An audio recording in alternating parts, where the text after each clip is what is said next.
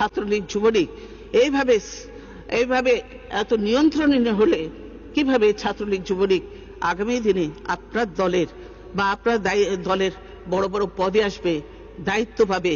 এদের দিয়ে কোনো ভালো কাজ তো আপনারা পাবেন না, বরং দেশের আরো ক্ষতি হবে, দলের আরো ক্ষতি হবে, দলের ইমেজ নষ্ট হবে।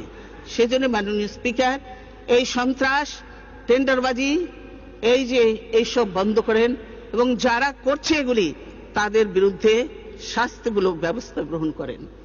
মাননীয় স্পিকার, আজকে বলতে দুঃখ হয় যে এখানে দেশে আইন, আজকে আইন আমরা সকলেই বলি যে আইন সকলের জন্য সমান, কিন্তু সেটা কতটুকু সত্য? মাননীয় স্পিকার, আইন সবার জন্য সত্য নয়, সবার জন্য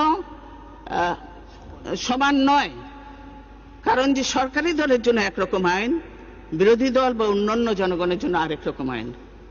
সরকারি দলের লোকজন মানুষ হত্যা করেও, নারী নির্যাতন করেও, লুটপাট করেও, যে কোনো অপকর্ম করেও তারা কোর্ট থেকে ছাড়া পেয়ে যায়, তারা বেল পেয়ে যায়, তারা এমনকি খুনের